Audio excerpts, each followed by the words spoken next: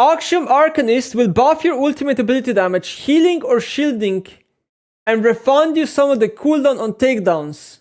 It will be replacing Nullifying Orb as it is intended to be caster's best friend.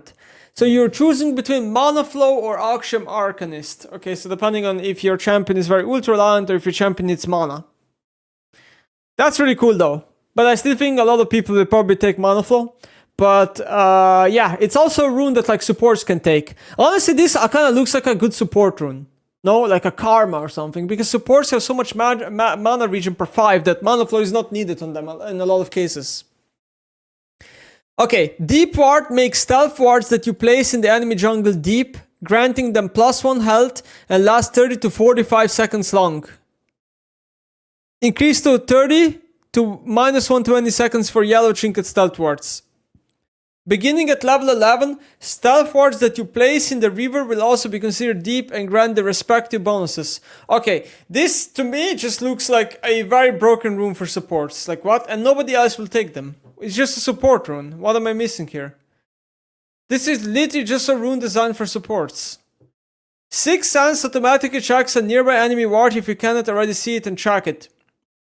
If you're a melee champion, it will have a 300 second cooldown with a 360 second cooldown for range users. Beginning at level 11, this rune will not only track the enemy ward, but it will also reveal it for 10 seconds, giving you a chance to take it out. While this rune honestly seems to be mega useless. I don't see a reason why anybody would ever take it. It's a 300 second cooldown. I mean, this is almost never up. This is completely useless. I don't get it. Last up, we have Grisly Mementos, which grants an infinitely stacking 5 trinket ability haste upon champion takedowns. In modes where this doesn't make sense, like ARAM, the user will gain 3 ultimate ability haste instead. Wait, what? Infinitely stacking.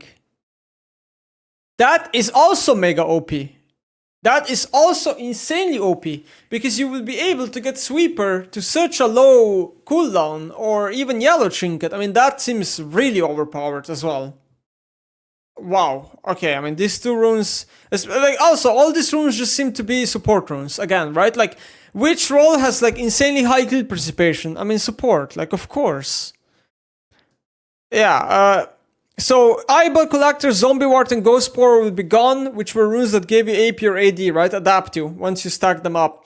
Which to me feels like it's kind of like a nerf to solo lanes for the most part, because like a lot of times in Domination tree, like a lot of solo laners would rely on these runes, right? Like you're not happy about any of these runes really in solo lane, replacing those 3. So like, I don't know, if your champion name is Akali, and you're forced to play Electrocute, I mean, I don't think you're happy, because you're forced to take not one of these 3 runes when you could have had, like, Eyeball Collection, for example.